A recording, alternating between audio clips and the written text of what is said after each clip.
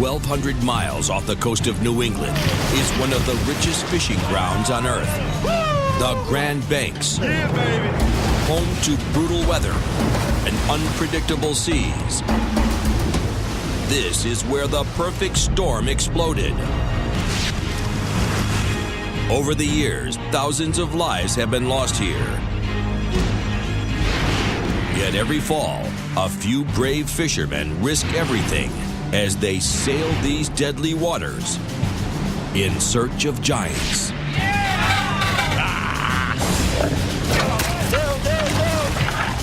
The rewards are great.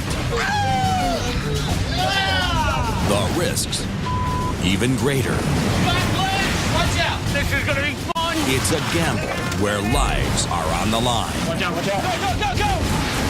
Get him in the boat!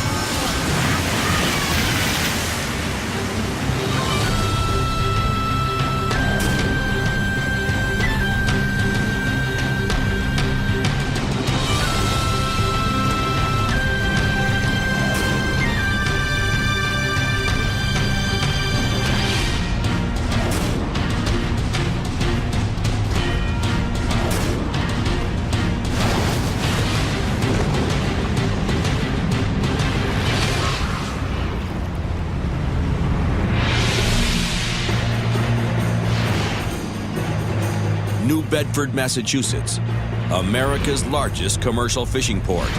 It's the fall sword fishing season, and the docks are bustling.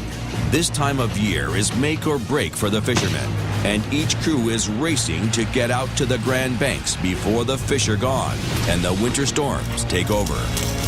The fleet's top boat is the 90-foot Eagle Eye II, captained by Scotty Drabinowitz. The next couple of months makes or breaks our year. 2 months of fishing, you don't get it done, you don't pay the bills. Every day as the clock is ticking. We gotta go and we gotta make every day count. We got one more line. We're getting ready for the Grand Banks season. It's a real limited amount of time. It's only like 2 months long. The weather gets real bad, and actually our insurance company will not cover us after a certain date in November. It just becomes too damn dangerous. Tied up alongside Scotty is the 79-foot Seahawk, captained by sword fishing legend Linda Greenlaw, who's been out of the game for the last 10 years. We're getting ready to throw the lines here, and I am so full of like this nervous excitement. I'm going to the Grand Banks. I haven't been there in 10 years. Linda was captain of the Hannah Bowden, the sister ship of the doomed Andrea Gale, which went down with all hands during the perfect storm of 1991. Linda is also rushing to get ready for the fall season on the Grand Banks. I've got this huge reputation to uphold, and that is putting fish on the boat. We're throwing the lines here with $50,000 invested in the trip. That's bait and fuel and groceries and hooks. 50 grand, that's, 12, 13,000 pounds of swordfish before anybody makes a dime. We're going out for 2 months. If we don't catch any fish, we don't get paid. It's as simple as that. Linda Greenlaw is a renowned sword fisherman. She was portrayed in the movie The Perfect Storm. Going fishing with Linda Greenlaw, for me, is like fishing with a legend. The crew is racing to load the 9,000 pounds of bait and $6,000 worth of groceries they'll need for the long trip ahead. On the Eagle Eye II, Captain Scotty is ready to fire up the engines and head out to sea. Fuel's topped off, bait's topped off. All we need to do now is top off the fish holes. I just want to get away from the dock. Where's Brian? Let's go. Time to throw the lines, kid. Throw them. Bow line, everything off. Throw them. All right, we clear? Yeah, that's it. All right. See you. Good luck, guys. The Eagle Eye II is first to leave the dock. Get ready to head to the Grand Banks of Newfoundland. I can't wait. I miss you. A few farewells, and the Seahawk is set to cast off. Hold on, you get some slack. Yeah, booze off. See you guys. Bye, guys. So it was a big relief to throw the lines after a lot of work at the dock. That's the hardest part of this trip is behind us.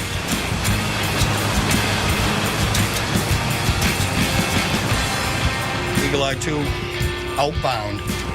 Yeah, Roger.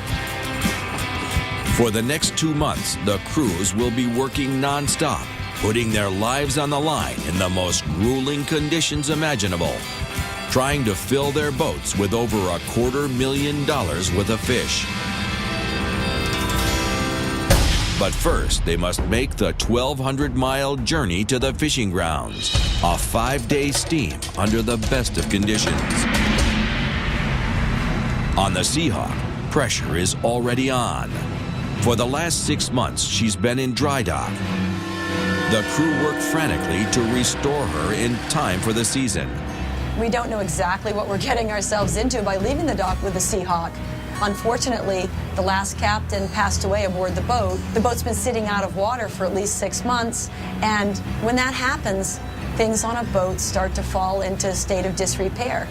A lot of work's been done in the last week trying to get this boat, up to snuff. Has it been enough?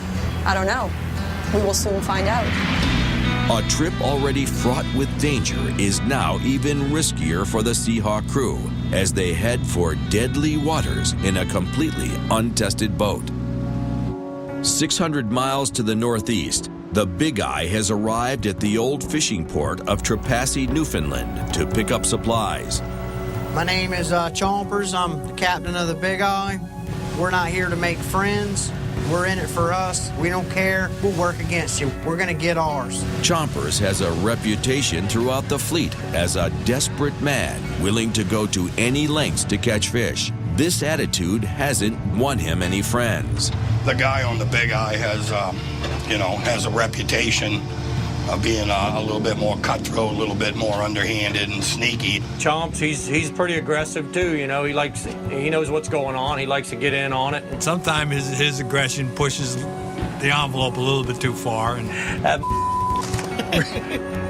Meeting the boat in Trepassey is Chompers' fiancée, Anna. So did you miss me or what?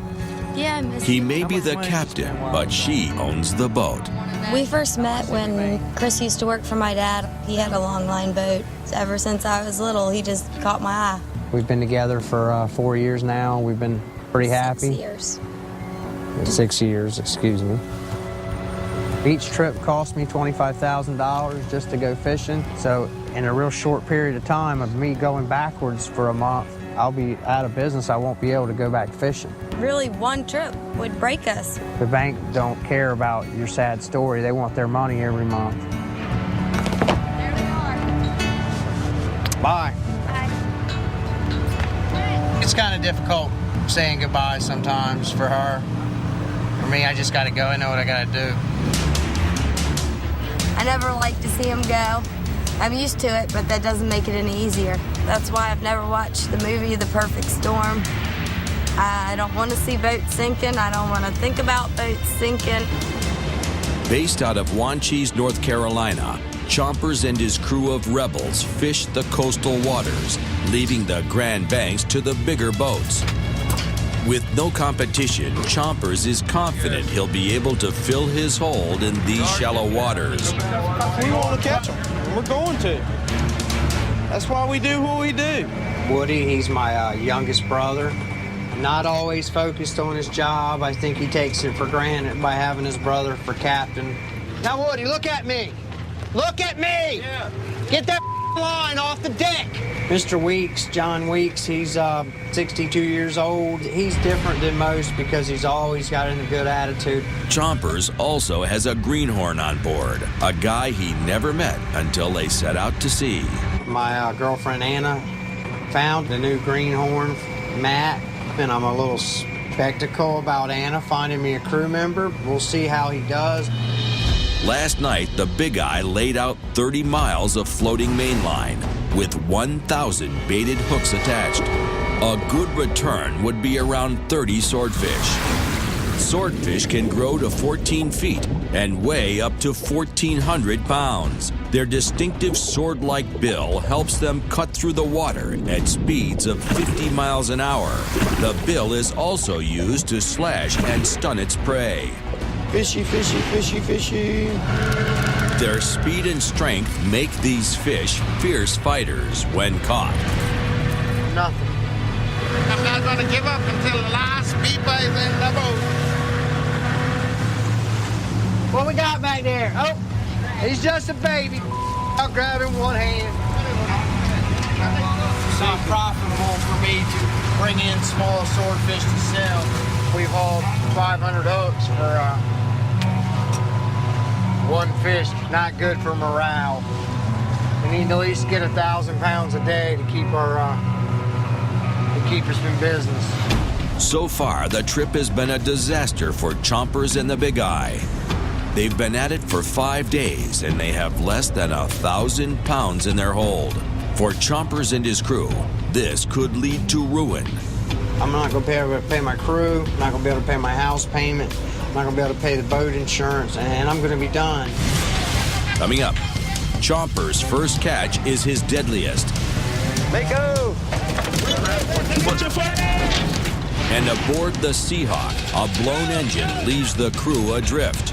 Shut it down! Shut it down! Shut it down!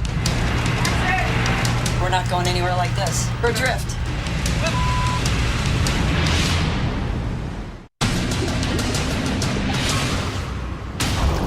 200 miles east of Cape Cod, the Big Eye is halfway through their first haul. While the larger boats battle for the big swords on the Grand Banks, Chompers is forced to fish the calmer coastal waters. Yeah, there he goes. The Big Eye hooks a fighter. But it's not a swordfish. It's a 6-foot Mako shark. Mako!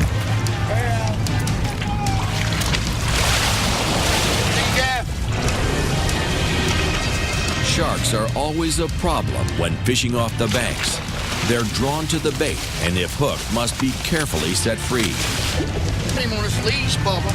Mako's really dangerous. They grab a hold of you with them teeth. They ain't gonna let go. Watch out, boys. Watch out, y'all. Watch out, watch out. The 6-foot Mako can easily take a hand or a foot. Woody gets too close. But he has a special technique to calm the killer on deck. You tap him in the head, bud. Look, I know what I'm doing. Tap him in the head, it calms him down, see? Just whack him in the head. Whack him in the head. And he starts moving. It's just like a... I guess it hypnotizes him. You see that thing there? Take his gas. They kill you. The shark takes up valuable time the crew could use catching fish. If something doesn't change soon, Chompers could lose his boat and his livelihood. My chances are getting less and less of making a profit today on each hook I haul. Quite a frustrating day. After 18 hours steaming, the Seahawk and Captain Linda Greenlaw have covered the first 200 miles of their journey to the Grand Banks. Everything looks good. The instruments are good. I smelled something hot. They say it's just the exhaust manifold burning off a little bit of stuff. The engine hasn't really been run in a while, so. The entire crew is scrambling to get the Seahawk up to speed. Nothing you can't fix without a hammer. The Seahawk, I mean, we need to rely on her. And something goes wrong with that, it could be disastrous. But I try not to think about it. To add to the usual pressure of putting fish on the boat is the fact that I've pulled 4 guys from real jobs. It's risky for all of us, you know. What if we don't make any money?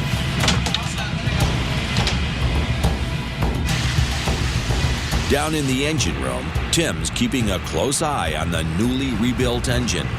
The boat's been laying up for about 5-6 months, and we've been doing all this work. Looks as if we have a small exhaust leak. What I'm going to do is watch it for a while and make sure that it's not just moisture from the engine not having run for months and months and months.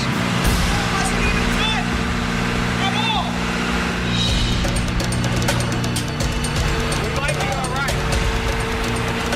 All right, 10-8.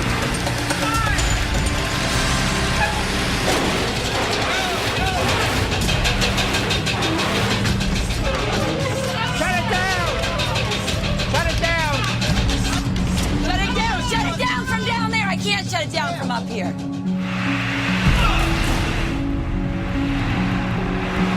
What happened? That's it. That happened at Bank Bell. That's what I was afraid of. It was looking fine for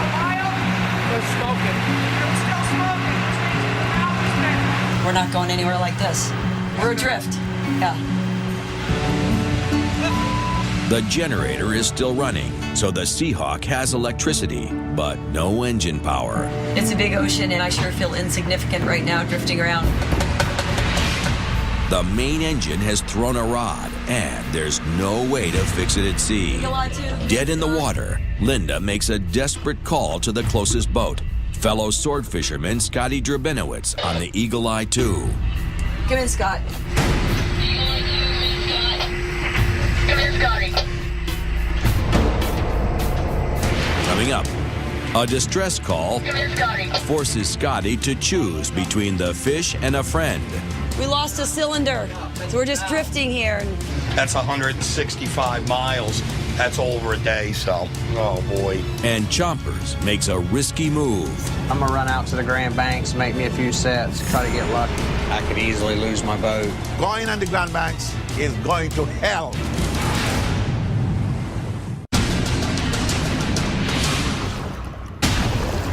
"200 miles from Nova Scotia, Canada, the Seahawk is dead in the water after suffering a catastrophic engine failure. With the nearest Coast Guard over 24 hours away, Captain Linda Greenlaw is forced to call the nearest boat for help.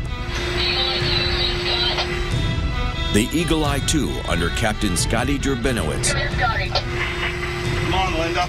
Bad news over here. We just lost a cylinder. Say that again? We lost a cylinder, so we're just drifting here. Main engine cylinder. Come in. Roger, roger. Where you at? 4232. 20 miles ahead, Scotty was steaming full speed toward the fishing grounds. All right, 59 West. Give me a minute. I'll just replot that. I'll turn down and start headed towards you. Yeah, he's coming. I'm sure he's not real pleased with the prospect of not continuing on to the fishing grounds. I mean, they feel the same way we do. You know, one of the things you do is help each other out. If Scotty had broken down, we'd be going that way to tow him in. That's just the way it works. Sounds like we'll be towing him to Sambro Harbor, Nova Scotia. That's 165 miles. That's over a day, so, oh boy.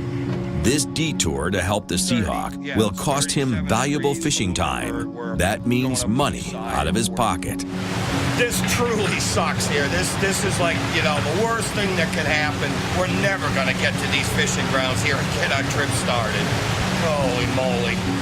You got to make every day count out there. If you don't fish that one day, you can't make up for it the next day. You miss 4 days, that's a loss of $20,000 or better.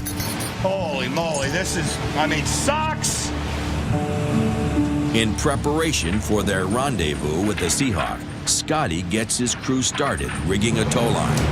I want this, like, lashed. I mean, I wanted part of the boat. We're going to have to get right up on them for them to pull this across. It's going to be dark.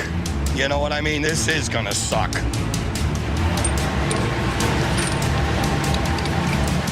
right. I think that's Linda off in the distance right there. That light. 2 hours after turning, Scotty finally reaches the Seahawk. It's the Seahawk just laying dead in the water. What a sad sight. I'll be just laying ahead of them, and then I'll spin the boat, and then I'll back my stern to their bow. Looking out, I'm like, holy can't see a thing. Come in. Yeah, I know what you mean. It's safer to do things in daylight. It's dangerous, you know, at best just to, you know, get two boats close enough to throw a line across. Nice night for a boat rescue. Come back closer. Come on, kids. That's supposed to be okay, Scotty? Ready? Yeah.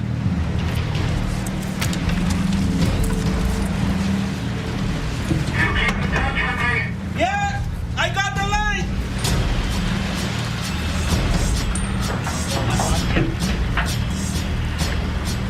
I'll tell you when to go ahead, Scotty. 1 second. Go ahead. No, wait. What are they doing? Okay, good. Got it. Good. Go ahead. Go ahead. Tell me how much slack is left, okay? Okay, Scotty. Make sure you guys are on the forward side of everything. Up and get on the other side. Look. That chain will just cut somebody right in half. That's it. That's it. The Seahawk weighs over 90 tons, and the harness chain is less than an inch thick. If you're standing too close to that chain, it popped, it'd cut you in half. You'd be done. Cannot believe this already. I'm just taking it real slow until I get on course, and then we'll bump it up here a little. Come in. Roger, that sounds good, Scotty. Over. It's 156 miles to Sambro Harbor, Nova Scotia. We average 7 knots. Time to go to there is 18 and a half hours. Come in. Holy over. That's what I said, over. You know, we really need to get fishing here. I would really like to be able to get these guys in by tomorrow night, so that way we could, like, maybe get out tomorrow night and get back steaming. I mean, we've been at sea for what, 20 hours maybe? We've had a problem with almost everything.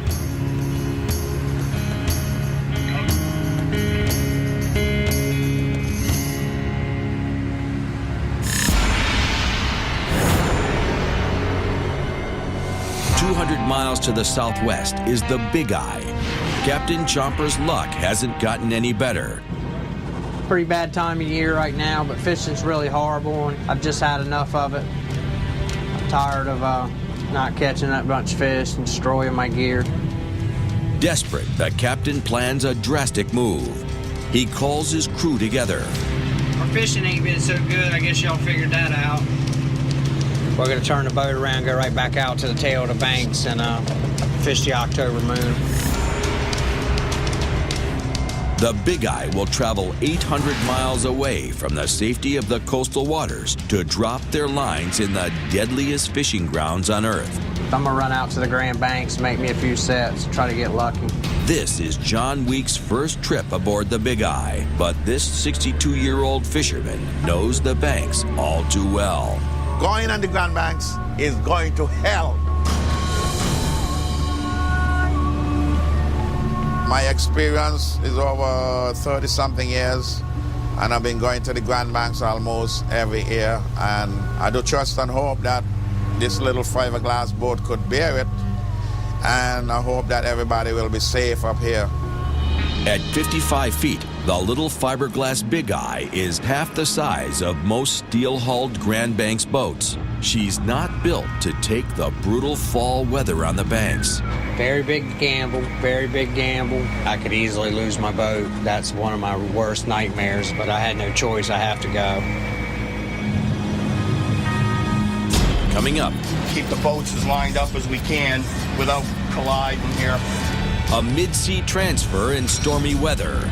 And one deadly mistake. Don't get sucked under. Come on. Get him in the boat.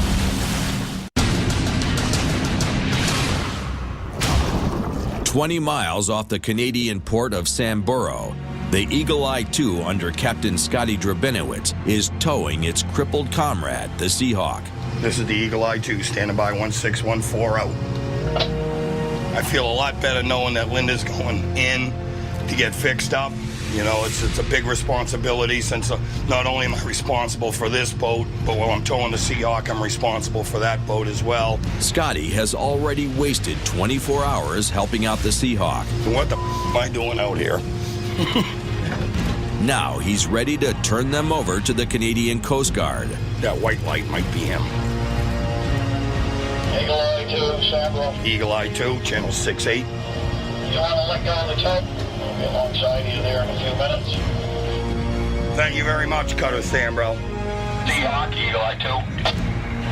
Come in, Scotty. You guys throw that control line, and you can let her go when you can. Roger, Roger. I'll let you know when it's free.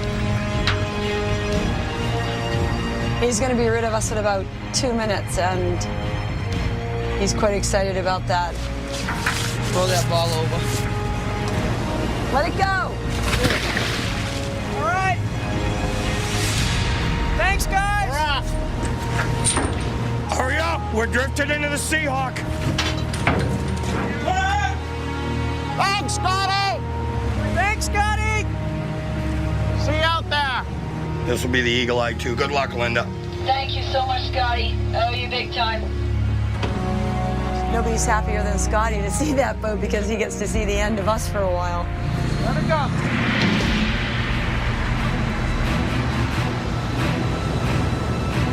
As they hook up for their tow into port, We're all set.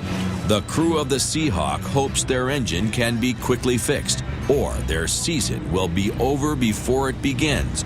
Thanks for the ride. An hour from now, we'll be tying up to the government wharf, and hopefully the mechanic will step aboard and go down the engine room and give us all good news. Leave first thing in the morning. 200 miles to the south, Captain Chompers has made a bold decision. Desperate to fill his hold with fish, Chompers will take his small fiberglass boat into the stormy waters of the Grand Banks. That's where the boat will be going. That's the tail of the Grand Banks. It's going to probably take us a couple days to get there. And there's a little bit of weather here coming up. My better judgment tells me to stay until the weather goes, but I'm tired of sitting here, so it's time to go. You know, when you're going to the Grand Banks, you got to forget about your home. You cannot leave with anything on your mind because the Grand Banks is a dangerous, dangerous place to be. As Chompers and the Big Eye head towards an uncertain fate, 300 miles to the southeast, the Eagle Eye II has finally arrived on the Grand Banks. To save time, Captain Scotty has arranged for his sister ship, the Eagle Eye I, to deliver his 2 Canadian crewmen. Now they have to perform a sea transfer to get the men on board. We're just going to do this crew transfer at sea. And we'll just have the guys get in the water and we'll pull them across. Until them guys get on my boat, I'll be sweating bullets for sure. We got to make sure that the 2 boats don't come together so the crew member gets squished. Also, when they're in the water, you never know what's in the water with them. Makos, these sharks are pretty vicious, and this is what he can get bit by while he's swimming across. I know for sure the water's going to be cold. 7-foot seas. 6, 7 foot seas. This is going to be interesting. Keep the boats as lined up as we can and without colliding here. The sea is throwing us around here pretty good. Right now we're jumping a bird, stabilized a little more. Yep, that's it. When a boat rolls real hard, it creates a little vortex under there, it can suck somebody under. Scotty steers the boat from the deck controls to keep a close eye on the transfer.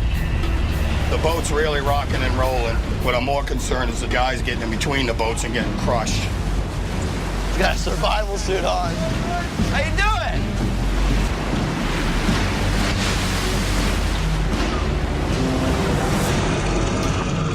Crewman Kenny Puddester will take the plunge first.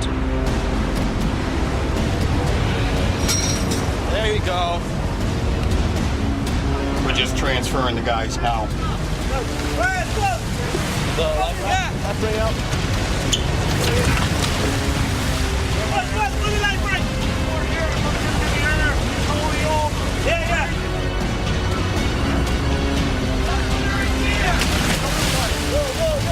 In his haste, Kenny jumps in without the life ring.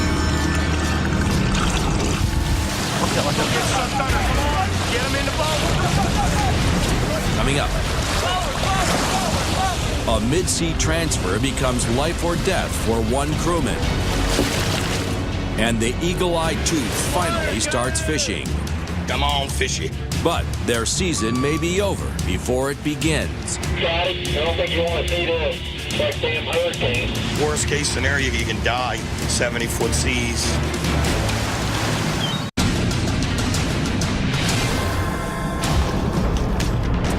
In the middle of the surging North Atlantic, Captain Scotty Drabinowitz is attempting to transfer 2 deckhands from his sister ship, the Eagle Eye I. In the excitement, deckhand Kenny Puddester jumped into the water without the life ring. Don't get sucked under. Come on. Get him in the boat. Stop screwing around. Let's go.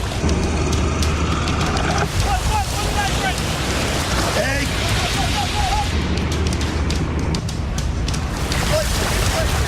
Got it? Forward, forward, forward, forward. That's it?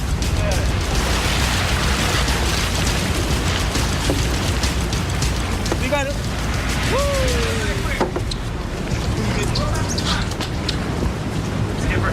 I'm talking right now.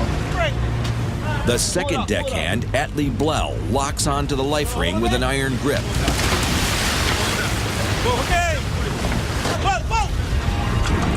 Slack. Pull, buddy.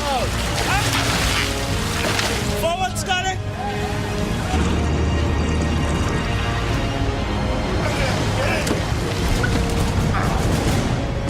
Hey, honey. Woo! How you doing, buddy? That's it. Thank God the guys are on the boat safe. The dangerous part's over, thank God. You know, it was a little scary, but everybody is on board. Don't worry, guys. I just crossed some 10-foot waves. It's kind of nice. Man, we were rocking and rolling there. Oh, boy. That's it. Enjoy yourself. Everything worked out good. We're going to get fishing tonight, so can't complain. In the sleepy port of Sambro, Nova Scotia, the crew of the crippled Seahawk worked frantically throughout the night trying to repair their blown main engine. Oh, I think we got off light last night as far as the engine repairs. We repaired 2 push rods that were bent. We're really pretty much good to go. Hopefully we're going to be okay. I'm not going to make any more predictions, though, as to how good or bad the trip's going to go. I'm gonna let the bow go now, okay? Roger.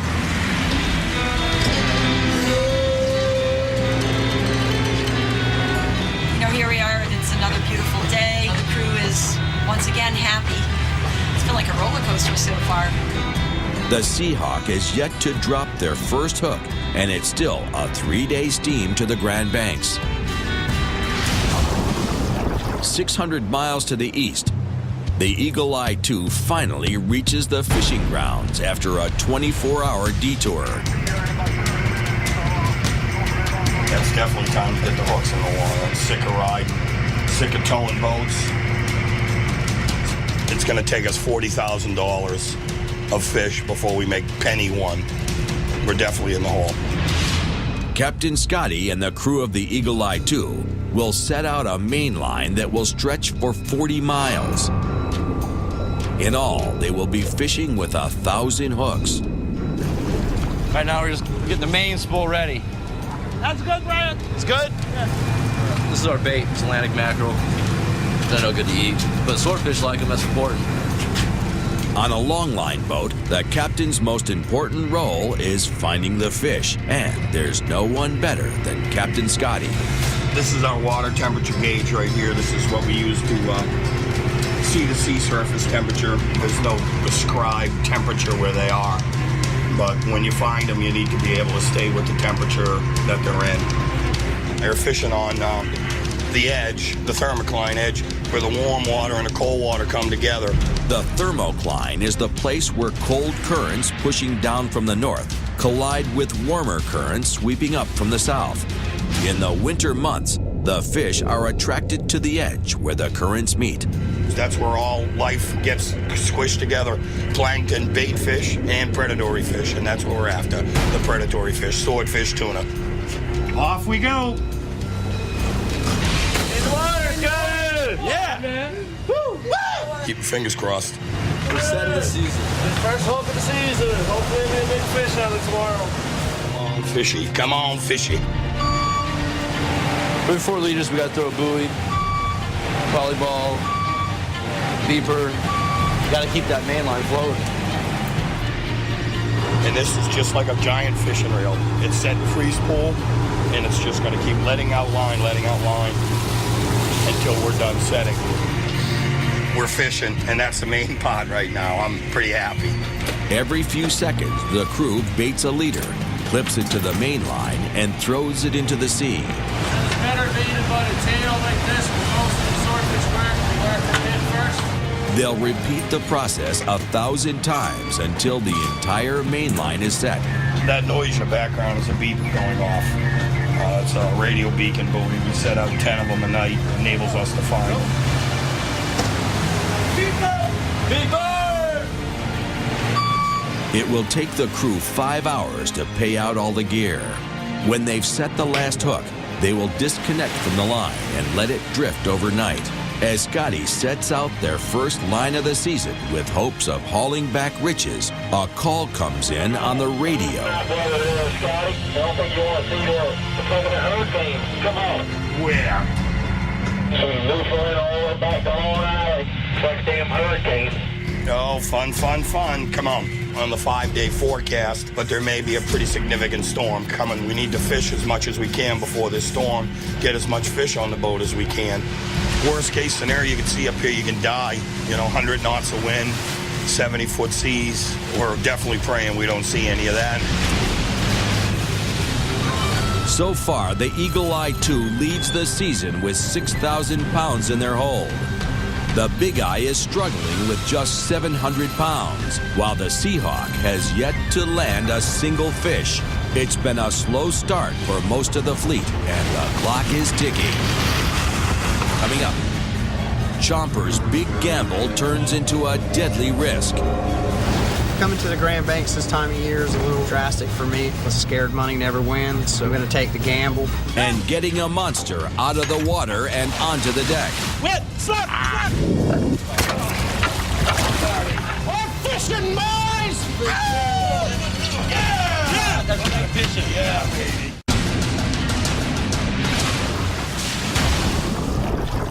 130 miles off the coast of Newfoundland, the little southern boat Big Eye has sailed straight into a Grand Banks storm front.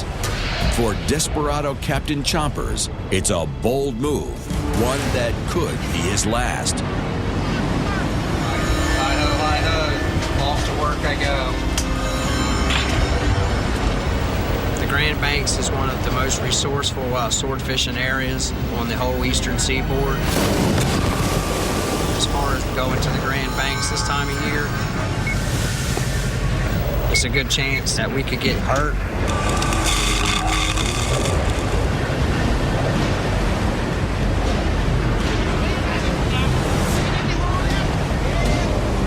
When we leave, the weather was nice, and all of a sudden we hit by 8-foot, 9-foot seas. The boat is banging, bumping like you're gonna break in two.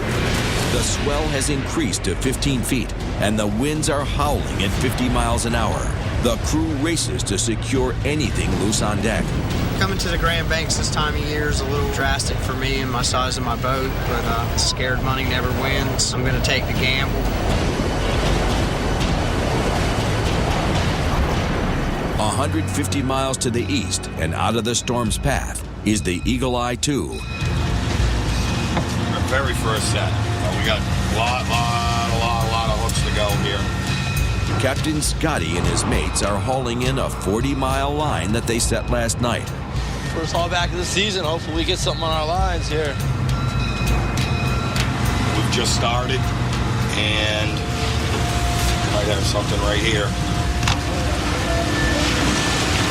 Live sword. First one. Once a sword is on line, the dance begins. Although the fish is on the hook, there are no guarantees that they can get it on the boat. Fighting. I'm trying to play with him. They play the fish by hand, letting line out and then pulling it back in, so the sword doesn't slip off the hook or snap the line. Well, he's real lively. Always good when you gotta fight. Well, when he takes off, you gotta give him slack so he don't go back down. He's a tough guy, but we're sea dogs. Ow! Scotty runs the drum from the deck controls, taking in the slack they've gained inch by inch. You don't stick, you don't stick. Slap the line, slap. Hold it down. Yeah. We'll be 20 bucks, man. Yeah! What we came here for. First fish of the trip, broke the ice. He's on deck. Yeah! That's what I like to see. Hopefully we can get a lot more. Nice fat fish. This fish here is like a $500 fish. Hopefully they just keep on coming in. Fish dance. Oh, fish dance for this. Swordfish. Okay. Swordfish! Oh. Love my job. Here we go. Man. That's what we're talking about. Nice marker, 150. 100 pounds and bigger is a marker swordfish. The Eagle Eye 2 is on a hot streak. Yeah! The radio beacon or beeper buoy marks the end of the first 10 sections. We're not making money yet. You gotta pay the expense first. Hold it, Ali. The haulback's going good. We're happy with it. We'll take it. As they start hauling in the second section, Captain Scotty spots something in the water. In the area here, we got a fish here. I didn't see a bill on the fish, and it was real shiny. Playing a 200-pound swordfish is tricky, but now they've got something much bigger on the line. Might be a bluefin. Give everybody some slack here. Be an 800-pound tuna. That'd be great. Due to its sheer size, they must play this monster carefully, letting out line when the fish runs, then slowly reeling him back in. He's really pulling. He's got the line straight down here. He's running right now. It's a big fish. You really have to play with these things. He's taking line pretty good here. The line is 600-pound test, but this bluefin tuna could weigh up to 800 pounds and be worth as much as $15,000. Take your time. A game of cat and mouse here right now. He's still got the upper hand. It's a good chance we won't get this fish. We got to ease up this fish. Be very, very gentle. Pull him slow. Got to fight him. Making a circle here.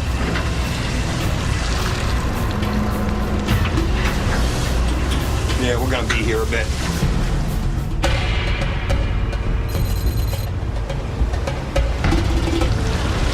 It's a fighter. Every time it gets close, it takes off again, so hopefully we can get it up right now. Let him go, let him go. They have to get close enough to the fish to spear it with a harpoon. We'll bring him back amidships after. Yep. What are you doing with that harpoon? Let me see that harpoon. Give me some sound. Let him go. Yeah. Go. Right on there. Come on.